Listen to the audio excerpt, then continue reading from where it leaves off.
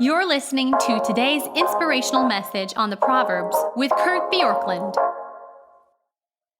Now we come to what is often thought of with Proverbs 31, which is the exhortation in verses 10 through the end of the chapter about a woman of noble character. Here's how it starts. An excellent wife, who can find? She's far more precious than jewels. And then it goes on and talks about this woman over time. And the phrase an excellent wife is a Hebrew phrase that's very similar to what we saw in verse 3. It was Halil, or strength to women, vigor, worth, substance. Here it's an excellent wife, and it's Halil again for the word excellent. So it means really a worthy woman, or somebody who is of substance, somebody who has vigor, somebody who has strength. And this is saying she's more precious than jewels. One of the mistakes that I've seen young men and young women make is choosing life partners based on shallow criteria. They look for people who are good looking, who are fun. And Proverbs 31 tells us that we need to be careful with this because charm, verse 30, is deceitful, meaning it will betray you, and beauty is vain, meaning it's meaningless. It's like a breath that appears for a time and vanishes away. But a woman who fears the Lord is to be praised. And right before this, verse 29 says, many women have done excellently. Again, this word Halil, verse 3, verse 10. But you surpass them all.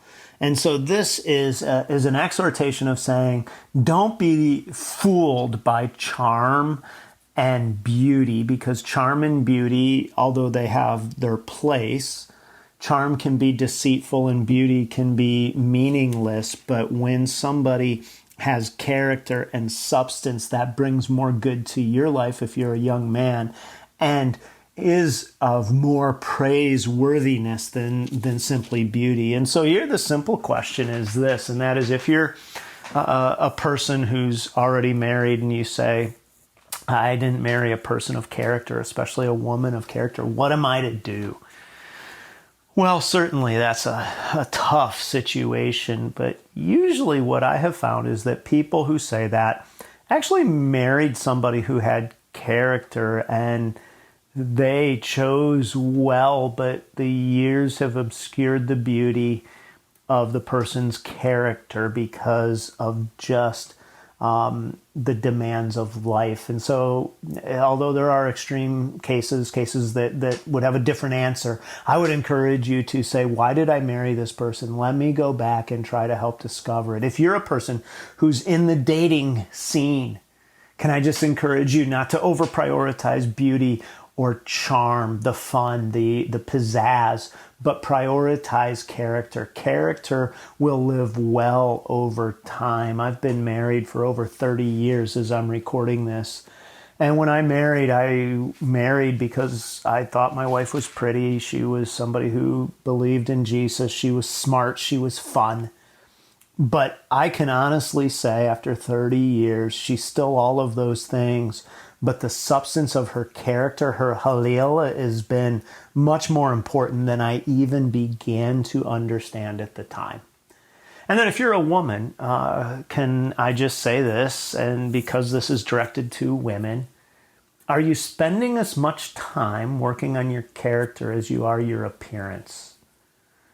Are you as concerned about the way that your character is being formed as you are at being charming and funny?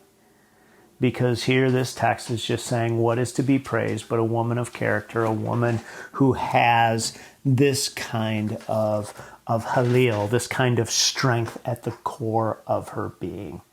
So Proverbs 31 now turns to the woman and says, praiseworthy is the woman who has strength of character. Don't be deceived by charm and beauty. Thanks for joining us here today. There's a lot of great content to explore on Orchard Hill Plus and on the Orchard Hill main feed from the weekend. Have a great day.